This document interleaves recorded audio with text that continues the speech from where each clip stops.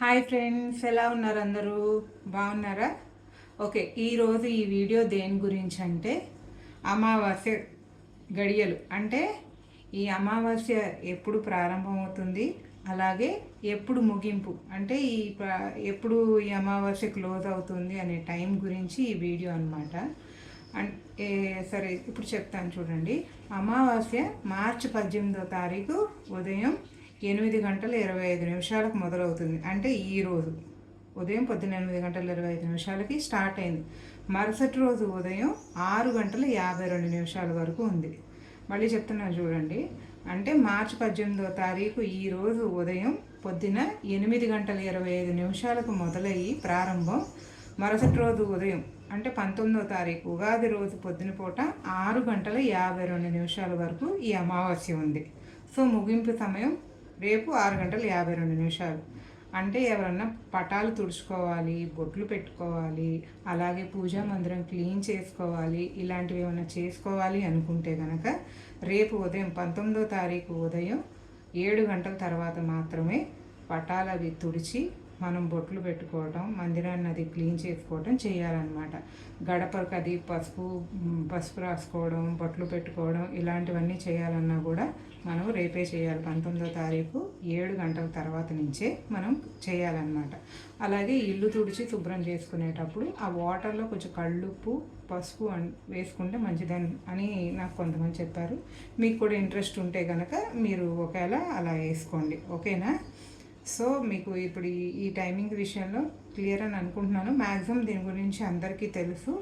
అలాగే ఈ వీడియోలో నేను ఇంకొక విషయం చెప్పబోతున్నాను. మనకి కొత్త సంవత్సరం రాబోయే ఉగాది ఏ పేరుతో పరిచయం అవుతుందంటే పరాభావన సంవత్సరం కింద పరిచయం అవుతుంది.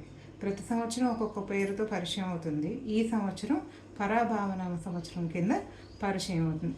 పరాభావం అంటే అదేదో చెడు జరుగుతుందని, చెడని కూడా కాదు, అవమానం జరగటం, లేకపోతే ఇంకోటి ఏమన్నా అందరు ఎదురుగుండా బ్యాడ్ అవ్వాల్సి వస్తుందని, అలాంటి ఊహలు కొంతమందికి ఉన్నాయి. నేను కొంతమంది దగ్గర ఉన్నాను. అండ్ సోషల్ మీడియాలో కూడా ఇలాంటివి వస్తున్నాయి. బట్ నాకు తెలిసినంతవరకు ఏంటంటే పరాభావన సంవత్సరం అనేది అందరికీ మంచి జరగాలని నేను కోరుకుంటున్నాను. పరా అంటే లలితాదేవి, భవ అంటే ఎవరు? శివుడు. సో ఈ పార్వతీ పరమేశ్వరుణ్ణి మీరు భక్తి శ్రద్ధలతో పూజించండి. వాళ్ళ మీద నమ్మకంతో వాళ్ళని ధ్యానిస్తూ ఉండండి, వాళ్ళ మంత్రాన్ని జపిస్తూ ఉండండి. వాళ్ళ మీద నమ్మకంతో మీరు ఏ పని చేసినా సరే వాళ్ళ మీద నమ్మకంతో చేయండి. మనకు ఆ దేవుడు అనుగ్రహం ఉన్నంత వరకు మనకి ఏమీ చెడు జరగదని, మనం చేసే ప్రతి పనుల్లోనూ ఆ దేవుడు ఆశీస్సులు మనకు ఉండాలని మనం ఎప్పుడూ కోరుకోవాలి. అలాగే అందరికీ మంచి జరుగుతుందని కూడా మనం అనుకుంటే ఏమీ ఉండదు. కానీ ఏదైనా నెగిటివ్తో మొదలు పెట్టామంటే అది కొంచెం నెగిటివ్ వెళ్ళే అవకాశం ఉంటుంది. సో మీకు మనసులో ఏం గుర్తు రాకపోతే ఓం నమ శివాయ అయినా అనుకోవచ్చు. సో ఆ దేవుడి మీద నమ్మకం ఉంచండి.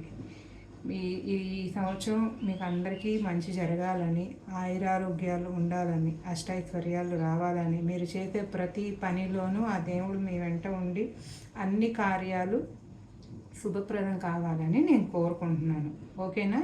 ఈ వీడియో మీకు నచ్చితే కనుక లైక్ చేయండి, షేర్ చేయండి అండ్ సబ్స్క్రైబ్ చేయండి. బెల్ ఐకాన్ మీద క్లిక్ చేయండి, ఓకేనా? Bye bye, see you friends.